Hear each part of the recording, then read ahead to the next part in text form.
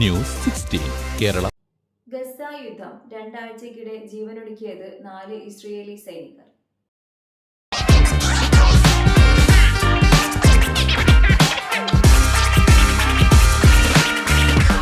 നാട്ടിലേക്ക് യാത്ര ചെയ്യുമ്പോൾ ലഗേജ് ഒരു ടെൻഷനാണോ?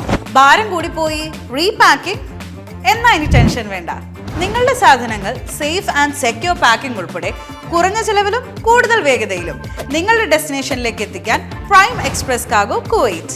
Air and sea cargo, courier service, road freighting. Prime express cargo Kuwait.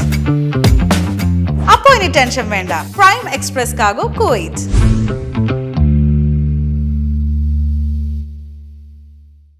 Gaza യുദ്ധത്തിൽ പങ്കെടുത്തതിനു ശേഷം രണ്ടാഴ്ചയ്ക്കുള്ളിൽ 4 ഇസ്രയേലി സൈനികർ ആത്മഹത്യ ചെയ്തതായി പ്രാദേശിക മാധ്യമങ്ങൾ റിപ്പോർട്ട് ചെയ്തു.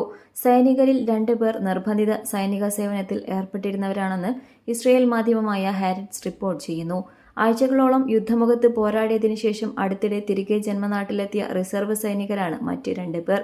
ചൊവ്വാഴ്ചയും ഒരു സൈനികനെ പരിക്കേറ്റ നിലയിൽ കണ്ടെത്തിയെന്നും ഇയാൾ ആത്മഹത്യയ്ക്ക് ശ്രമിച്ചതാണെന്ന് സംശയമുണ്ടെന്നും ടൈംസ് ഓഫ് ഇസ്രയേൽ റിപ്പോർട്ട് ചെയ്തു. ഗസ യുദ്ധം ആരംഭിച്ചതിനു ശേഷം ഇസ്രയേൽ സൈന്യം 17,000 കുട്ടികൾ ഉൾപ്പെടെ 58,000-ലധികം ഫലസ്തീനികളെ കൊന്നൊടുക്കിയിട്ടുണ്ട്. മാനസിക പ്രശ്നം മൂലം ജീവനൊടുക്കുന്ന ഇസ്രയേൽ സൈനികരുടെ എണ്ണവും വർദ്ധിച്ചിട്ടുണ്ട്. ഹാരറ്റ്സിൽ പ്രസിദ്ധീകരിച്ച കണക്കുകൾ പ്രകാരം യുദ്ധം ആരംഭിച്ചതിനു ശേഷം 43 സൈനികർ ആത്മഹത്യ ചെയ്തിട്ടുണ്ട്.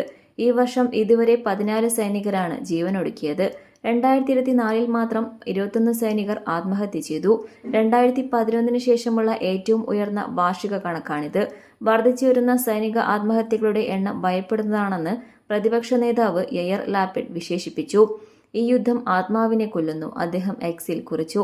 നിരവധി ആത്മഹത്യാ കേസുകൾ റിപ്പോർട്ട് ചെയ്യപ്പെടാതെ കിടക്കുന്നതിനാൽ യഥാർത്ഥ ആത്മഹത്യകളുടെ എണ്ണം ഇതിലും കൂടുതലായിരിക്കുമെന്ന് മാനസികാരോഗ്യ സംഘടനകൾ മുന്നറിയിപ്പ് നൽകുന്നു. സജീവ സേവനത്തിലല്ലാത്ത സൈനികർക്കിടയിലെ ആത്മഹത്യകൾ സൈന്യത്തിന്റെ കണക്കുകളിൽ നിന്ന് ഒഴിവാക്കിയിട്ടുണ്ട്. മിക്ക ആത്മഹത്യകളും തീവ്രമായ യുദ്ധ സാഹചര്യങ്ങളുമായി ബന്ധപ്പെട്ടിരിക്കാമെന്ന് സൈനിക വൃത്തങ്ങൾ ഹാരറ്റ്സിനോട് പറഞ്ഞു. 2 ആഴ്ചയ്ക്കുള്ളിൽ ഫലസ്തീൻ ആക്രമണങ്ങളിൽ കുറഞ്ഞത് 12 സൈനികർ കൊല്ലപ്പെട്ടു. യുദ്ധം ആരംഭിച്ചതിനു ശേഷം കുറഞ്ഞത് 893 സൈനികർ കൊല്ലപ്പെട്ടിട്ടുണ്ട്. മാർച്ച് 18-ന് ഇസ്രയേൽ വെടിനിർത്തൽ ലംഘിച്ചതിനു ശേഷം കൊല്ലപ്പെട്ട 45 പേർ ഉൾപ്പെടെ കുറഞ്ഞത് 19,000 സൈനികർക്കെങ്കിലും പരിക്കേറ്റതായി ഇസ്രയേൽ പ്രതിരോധ മന്ത്രാലയത്തിന്റെ കണക്കുകൾ പറയുന്നു. News 16 news desk.